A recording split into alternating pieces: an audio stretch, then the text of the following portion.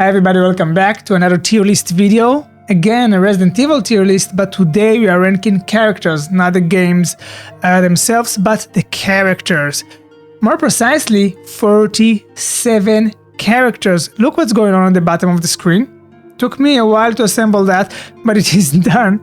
It is done, and we can go. I'll try to keep it short, not to ramble on and on about each and every single characters because we have so many of those. Even though sometimes I'm getting carried away, I'll try to keep it contained as much as I can. Let's begin. I'll mention that the way I'm gonna rank those characters, it's basically based on how interesting they are and how much value they are adding to the series in general, I'd say. Okay, for example, I'd say that Jill gonna get a very high rank. For example, maybe Claire will get a lower rank, but it doesn't mean that I like Jill more. It means that I find Jill more interesting and adding more value to the story. For example, Claire, for example, is very kind and sweet, and I find that more attractive traits in a person. So if I would meet someone in real life, it would be I'd want probably to meet Claire. But I still rank Jill higher because how interesting she is in the storytelling. You know what I'm saying? Okay, I think you get the point. So how interesting characters are, that's the point. Okay, let's go. So as I said, Jill get a very high rank, and we start with Jill, and Jill should get definitely S tier. This one it's going to be very easy. Besides the fact that Jill and Chris are, both of them, sort of the face of the series. Well, I should give some credit to Capcom that they are not making the series about one character later on. For example, Leon is just as big of a superstar, but they, both of them kind of kicked off the series. Resident Evil 1 started the whole thing, so they get a lot of respect for that. Besides that, I think that Jill is very interesting in terms of all the journey she's going through and the arc of her character and how it affects her. So, for example, in the first game, she's a bit naive. She's still a very strong character and all that, but a bit naive and very calm in a way and very sympathetic. And in Resident Evil 3 Remake, at least, I don't know how it was in the original, but in Remake, she got this attitude and she can be more feisty. Come on, you creepy-ass stalker! You want stars? You greedy son of a bitch! This is the last fucking time! In a way, and I think it's because of the events of the first game kind of affected her. And even more than that, in Resident Evil 5, that mind control thing that Wesker did really messed her up, and you see that in Death Island, the movie. You can definitely see that it took a toll on Jill for sure. And yeah, she's very difficult there. Chris is being very empathetic and trying to help her and be understanding, but she's been difficult. And I'm not saying that to insult Jill, I'm saying that it's very understood because she's been through so much. I totally get the fact that she's going through a lot, and that's why she's behaving like that. Throughout the movie, she's going through also a little arc and it's getting better, so yeah, I'm giving her credit for that. I guess I'm trying to say is that she's not a perfect character, but she's an amazing character, interesting character, and definitely someone to admire. She also painfully beautiful, which, it can't hurt. So yeah, all in all, S tier, easy S tier for Jill, and again for Chris as well, because many of the things that I just said about Jill apply to Chris. I think that Chris, it's like a superhero in terms of how he deals with things, so that's why a lot of the events in the story didn't affect him as much as it affected Jill. But Jill been through more than Chris, that mind control thing and all that with Wesker. We do see Chris in Resident Evil 6 struggling a lot, and Pierce is there to help him. But still, I think he's super strong. Most of the time he's in control, most of the time. Another S tier, it deserves that. And that takes us to... I said I would keep it short about characters, but I'm not doing a good job. I'll try to keep it short. Yeah, I'm still talking a lot about every single character because I love those characters. And Barry. Barry is such a fantastic side character. One of the best in the series, maybe the best side character in the series. I'm thinking A tier or S tier. You know what the heck, another S tier. That's 3 in a row. Oh my god. Don't worry, there are gonna be a lot of characters in those areas as well. Trust me, but Barry deserves S tier. Hear me out. I mean, an amazing story for Barry with his family, everything he's going through and everything he had to do in Resident Evil 1. So you suspect him many times, and yeah, eventually you get the reveal, but more than that in Revelations 2. The story with Moira and Natalia, that he looks at her as his daughter because of everything that happened. Those interactions and that badass moment right at the end, his dramatic walking. Barry is, I guess one of the best, if not the best, side characters in the game. It got such an amazing story. And again, considering the fact he's a side character, you don't expect such an amazing story, but he delivers. We did start very, very strong with 3 S tiers in a row. That's something, but now it's gonna change, unfortunately. A character that I do love quite a lot, Rebecca.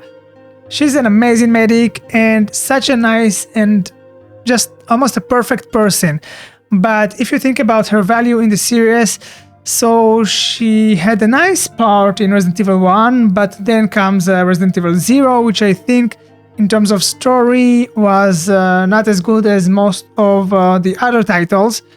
So I think Rebecca will go, unfortunately, to C. I think Rebecca goes to C.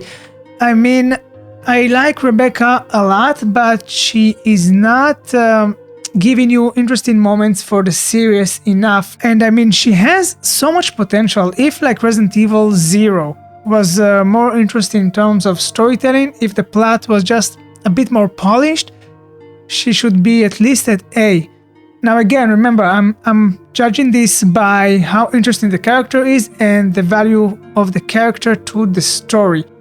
Personality-wise, like in real life, I think I like Rebecca way more than I like Jill. She's just an amazing, such a good person. But again, how interesting and the value to the story. So Rebecca goes to C, unfortunately. I did consider B, but again, her part in Resident Evil 1 was quite small.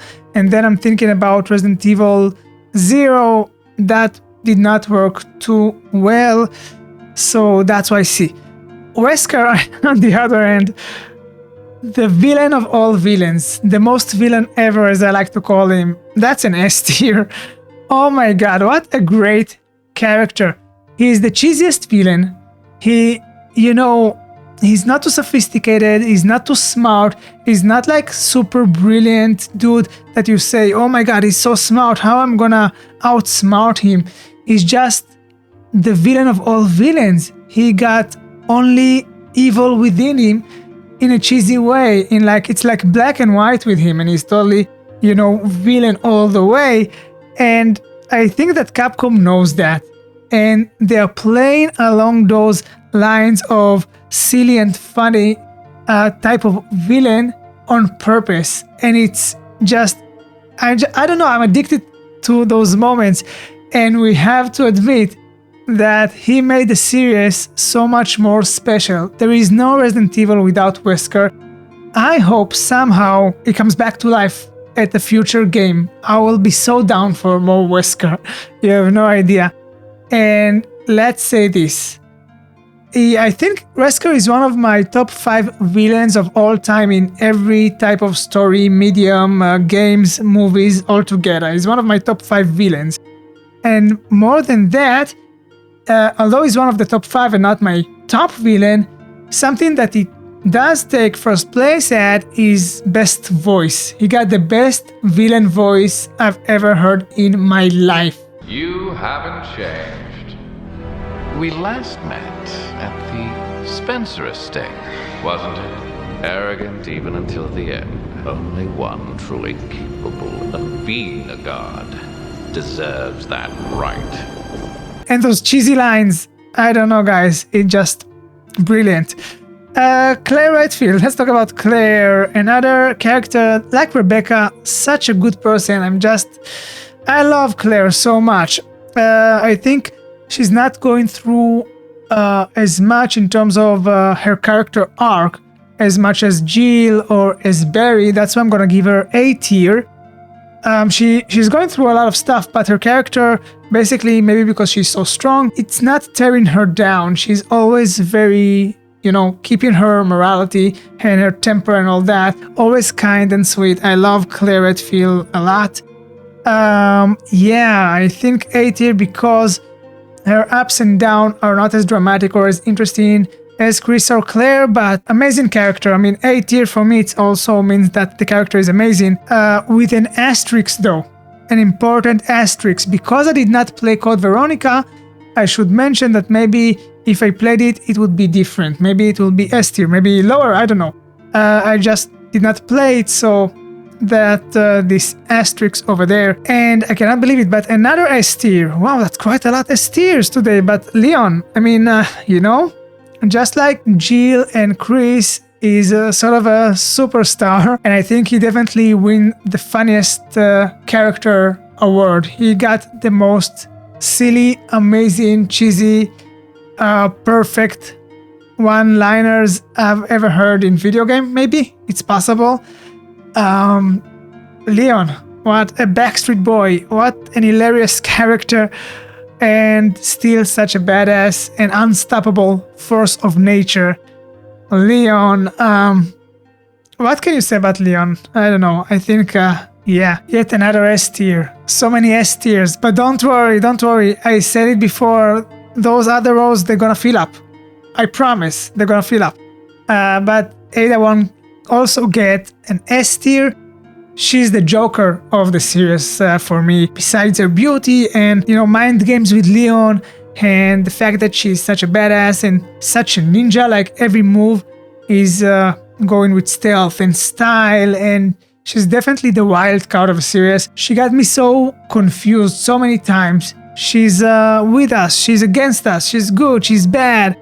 I guess in all, she's a good character.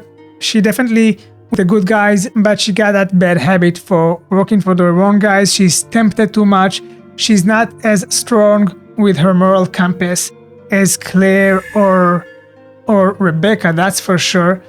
That's why, again, in real life, if I would meet a character, I definitely prefer to meet Claire over Ada. Ada, that means a lot of trouble. You don't want that. But in terms of storytelling and in terms of video game and how much she adds to the series, that's S tier, easy.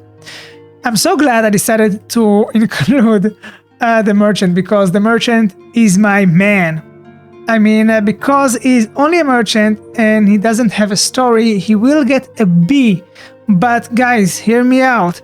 For a character that all he does, selling you stuff to get a B tier, I think it's more than impressive. I mean, again, he got no backstory, you don't know anything about him, all he does is selling you stuff, but still is getting a higher rank than Rebecca, on my tier list at least. So you gotta give him that. Sherry Baker, I think should get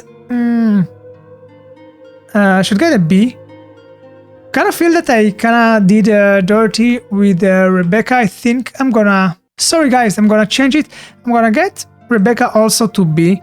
It kinda sinks into me now that I cannot get, I'm sorry that I'm changing that midway, but I think I cannot get Rebecca lower than Sherry. I think in terms of value to the series, they are quite equal. Sherry's arc through the games, I mean in Resident Evil 6, it was really impressive. She did become a badass and all that, but all in all, comparing to other characters in Resident Evil 6 and definitely in the series altogether, she's not up there. So B tier. And yeah, Rebecca get an upgrade, because I'm starting to think that getting Rebecca below Sherry seems not quite right with me. Mr. X, we will have some tyrants as well. Mr. X gets an A tier for me. I think he was a brilliant move from Capcom on Resident Evil 2. He definitely break the game, not in a bad way, but breaking the rules and the laws that you know and are comfortable with. And Capcom did fear at some point, I think, that you will feel too comfortable in the environment, and they wanted to change that. And I think that's the X factor. He kinda flips the rules in a way, and he changes everything in Resident Evil 2. Brilliant move. I think at one point something about him gets repetitive a little bit, and once you get the shtick, so you can handle it, and it's not as scary as it is at the beginning, but for a long portion of the game, is very scary. But that's why he's getting only A tier. Another tyrant will get the S tier, and I'm guessing you know who that tyrant is, but we'll get there. So we made it to the Resident Evil 3 area, and I think there are a few reasons why Resident Evil 3 remake, at least, not as good as Resident Evil 1 and 2. One of those reasons is the fact that except for Jill, the characters are not as interesting. And one good example for that is Nikolai. Nikolai is... dude, you're getting an E. I'm sorry, I think he was a bad villain. Not interesting, not as crazy enough to be close to what Wesker is, not as smart enough as villains that you think that can outsmart you. He's just annoying, got bad intentions, and he's not that talented to be such a challenge for Jill. I think he was kind of boring. So yeah, that's why he's getting E tier. And again, the problem with Resident Evil 3 shows again with Carlos as well. I think Carlos, it's not as bad as Nikolai. I mean, he's charismatic and all that, and you know, he helps Jill, but in terms of story, he got nothing to offer too much except for a bit of assistance to Jill. I did not see him. That maybe upset some people that I'm saying that Carlos is going to D tier, but I don't know, he got a backstory or something. I did not see that. I don't think he comes close to be interesting as characters in other games. I mean, think about Resident Evil 1, side character as Barry. Just think about that, and then think about Carlos in terms of what he provides to the story and what backstory does he have. So you see the contrast. They did not write Carlos good enough. Like, he's there and that is it. He's not as terrible as Nikolai, of course, but yeah, he's not too interesting. Nemesis. So I did say another tyrant will get the S tier, and that's definitely Nemesis. I think Nemesis, it's a decent upgrade for Mr. X. I liked Mr. X, but Nemesis is like wilder, crazier, all those transformations, 10 times, 20 times more difficult to defeat than Mr. X. Always coming back, always in different form. You cannot take this guy out. It is insane, and I think his design is way more terrifying than Mr. X. I think that that's an amazing boss to have in any video game. So we're going to Resident Evil 4 area, and we have Ashley. Ashley is the only character that I'm splitting into two, the original and the remake, because I think that they are just too different. So I don't think it is right to just get one Ashley on the tier list, because it's going to be a bit different. So Ashley of Resident Evil, original Resident Evil 4, you are not gonna believe me, but I think she's getting S tier because I hate her. She's annoying, she's horrible, but you cannot imagine Resident Evil 4 being as good as it is without that annoying character. The reason Resident Evil 4 it's so good, it's also because of annoying Ashley. You have a lot of enemies to defeat, and it's very challenging. A lot of challenges. Salazar is a challenge. Krauser is a challenge. Sadler is a challenge. But the biggest challenge is Ashley. It's very challenging to deal with Ashley. That's why she's getting S tier. She's an hilarious character, and she deserves S tier. I hate her, and I love that character. It makes sense? No, I know, but that's the way that it is. Ashley of Resident Evil 4 Remake was better in every way, but she's getting a lower score of A tier because she's an upgrade of the original Ashley. But what Ashley did in the original, you cannot, you know, when you put those two against each other, they cannot compete. The impact of the original Ashley is just way more dramatic on the series than the remake Ashley. I love remake Ashley way better. She's way nicer and less annoying, but the impact of the annoying Ashley on the series is something that is out of this world. That's the case. Yeah, Krauser, also Resident Evil 4. I think Krauser getting a B because I wanted to give him a lower score because I don't find him interesting enough. But the boss fight was one of the more enjoyable boss fights in the series. The boss fight against Krauser was amazing, but the character itself, it's not that interesting. That's kind of okay. So hear me out. I think it has his backstory with Leon, which was supposed to be one of the most interesting side characters in the game, but we don't get enough of it, and that's the problem. If the game will let us dive deeper into the past of Leon and Krauser together, then the story will pick up for Krauser specifically, and he will get a better score. So, yeah. Salazar, I think that's an S tier, another S tier. Resident Evil 4, I mean, he's such an hilarious character. I don't know how to explain this dude. What is he? How he came to be the way that he is? Why he's behaving the way he's behaving? That's not normal behavior, but that's hilarious. And again, comedy was a huge part of Resident Evil 4. That's why it was so special. And Salazar, maybe not as much as Ashley, but still was a huge part of it. So S tier. Sadler, on the other hand, I think he wasn't that interesting, and he wasn't the best part of Resident Evil 4. So he's getting... I'm gonna give him a C tier. The reason Resident Evil 4 is a perfect game is because of characters like Leon, like annoying Ashley, like Salazar, of course, like Ada. Those are the characters that make this game perfect. Sadler, he just did not get in the way. I don't find him too interesting.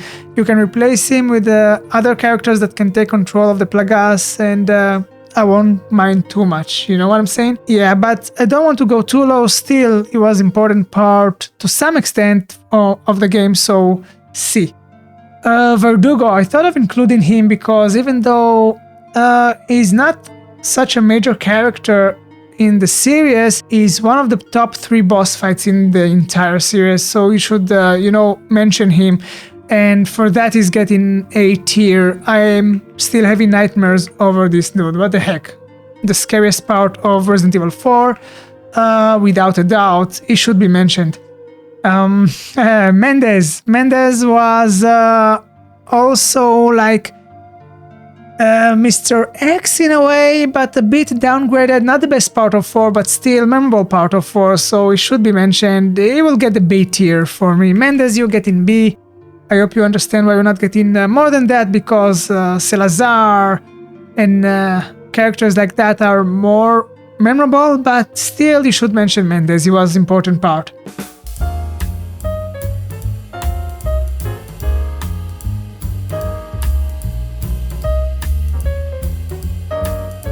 Billy, Resident Evil 0. Difficult time with Billy. I did not find him interesting enough, and I talked about it, so I'm giving Billy D tier. I'm sorry, Billy, that's where you go. Rebecca was better in terms of the story, even though Resident Evil 0, in general, the puzzles were fun, the horror was fun, but the story was not that good. At least Rebecca, it was more fun to play as her, because you see her in Resident Evil 1 as well, so all that. But Billy, they started digging into the past of Billy and then stopped. I talked about it, it was cut too short, so not too interesting. I'm sorry, Billy, you're getting quite of a low score here. Okay, we are getting now to the Revelations area, and we have Parker here, and Parker, amazing guy, but not interesting. So I think even though he did his job with aiding Jill, I'm giving him a C for that, but all in all, his story was not satisfying. So I even considered giving him a D, but let's give him C. And same goes for Raymond.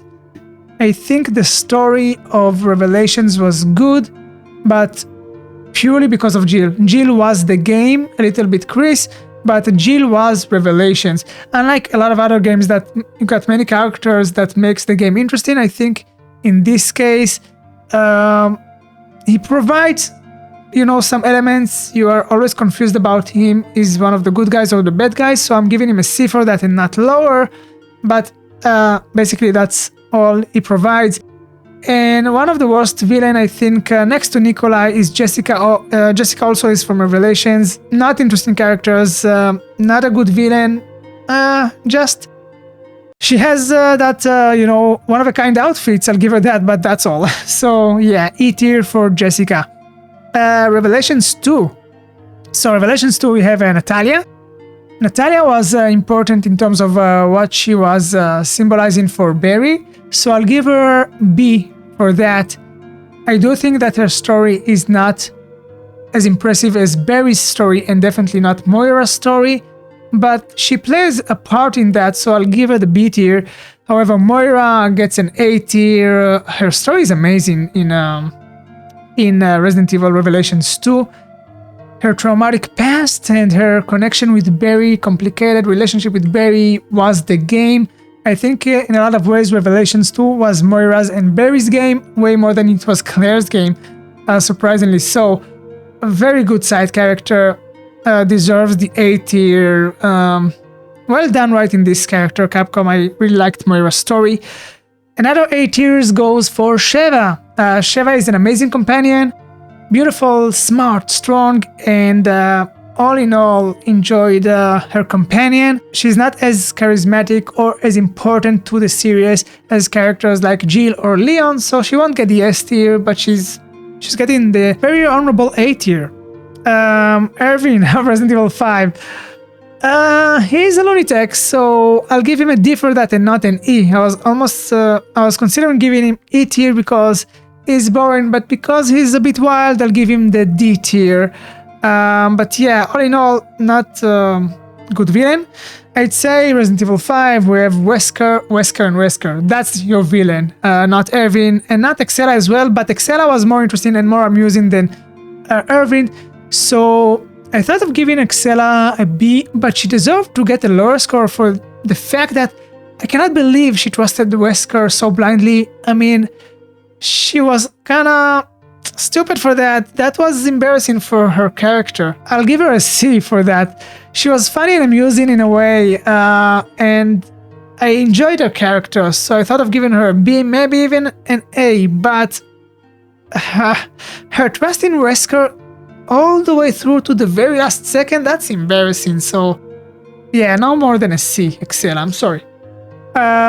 Piers, I think I was considering A or S tier, but I'm gonna give him A tier, not S tier. I don't think he's as dominant in the series altogether as Barry that appears in two games. So even though he's a very amazing side character, almost like Barry, he's only in one game, so his impact is limited. But guys, Piers is a well-written character. Maybe if we'll see him in another game, if we saw him in another game, then he would get the S tier. But guys, he was close to S tier. I did consider S tier for Piers. Amazing character. His story broke my heart. The hero we love to love. Helena, such a sweetheart. I love Helena. Amazing lady. Also a great companion. But I'll give her a B because her story is not as interesting as Pierce's story. But don't get me wrong, she gets a B, but I love Helena. I mean, look at the B tier. We got characters like Sherry, Rebecca. So, those characters that I love. We've got some impressive characters in B tier. B is still good character. No doubt about it. Helena is a good character. I'd give B tier to Jack as well. I did consider A tier, but he's an interesting side character in a way. Wesker's son, that was something to learn about him, but I think that even though his connection with Sherry was something to enjoy a lot, when I'm considering the most impactful moments for me in Resident Evil 6 was definitely some of Ada's moments and definitely Chris's and Pierce's campaign. Those are the campaigns that made Resident Evil 6 very good for me. Sherry and Jack was enjoyable. Their chemistry was amazing and fun to explore, but it's not as good as Pierce and Chris or as Ada. So they come close, but not there. Okay, Resident Evil 7, that game. I love that game. One of my favorite, along Resident Evil 2 remake, an S tier game. But I did say before that the reason Resident Evil 7 was S tier for me, it's because of the villains, not Ethan. Ethan is just there. He did not do anything wrong to make me dislike him, so I like him. I'm not disliking Ethan, but him specifically is not what makes the game. You can replace him with other character and it still be as good. The reason Resident Evil 7 it's perfect because of the villains and the environments and the Baker family, so you're gonna see characters from Resident Evil 7 on S tier, but not Ethan. Ethan gets only a C. I'm sorry, Ethan. The villain's gonna get the S tier on this case. Before going to all the villains of Resident Evil 7, we also have here Mia. Mia get also like Ethan C tier, I think. I liked Mia, but again, she's not the story. We need her for Ethan to start his journey. He's going to rescue his wife, but she's not that interesting of a character. But you know what? The way she scared me, I'm kind of okay. I'm upgrading her to B tier. She was scary, I'll give her that. She delivered some scary moments, the way she was possessed there. So, okay, let's give her a B. Oh, before we dive into all the villains of 7, I have here Rose. So Rose, the daughter of Mia and Ethan, I think she's also getting B tier. Her story was not the best, but you know, you got some interesting moments in her DLC. Her exploring the relationship with her father, that even got me emotional at times. Her hearing Ethan's voice, that was something. So yeah, I'll give a B tier, no lower than that. And now the villains of 7, that's where the game shines. Jack, S tier, easy S tier. What an amazing boss fight, unstoppable, coming back at you all the time, terrifying, scary. The design of him was brilliant because it was simple, but still somehow terrifying. The coloring of him or something, I don't know, something just look at this image. That character, the boss fight of Jack was designed brilliantly. With the chainsaw and all that, amazing. Same goes for Margaret, another S tier. Characters like Margaret or Marguerite, I don't remember, oh, that's embarrassing. Marguerite, I think. Those are the characters that make horror stories so good. This is the definition of horror story or horror games. That's how horror games should look. Look at Margaret, this is it. Her boss fight terrified me maybe the most in the series. I think that was the scariest part for me. I don't know why. That was terrifying. Lucas was not as strong. I think that his crazy games were good. I think that we needed more of that. So I'm gonna give him a B tier. I think definitely Jack, Marguerite, they made the game. Lucas was a bit a downgrade if you compare it to them, but still it was a good character, don't get me wrong. Evelyn, another S tier. So I talked about the villains of Resident Evil 7, and yeah, in Biohazard, what makes this game so good is the villains. So I'm talking about Jack, Marguerite, and Evelyn. She's just as terrifying. This little girl that will hunt you in your nightmares. The way she hunts you throughout the game, they're kind of hinting it throughout the game. It was really well made, smartly made, and I think it's a brilliant character for a horror story. Just amazing. Okay, the sexy vampire sisters. I'm gonna rank them all together, not every single one of them, because I think there's no point. Basically, it's quite the same thing. They're gonna get A tier. They're not unique as Evelyn or Marguerite, but they're very good foes and villains.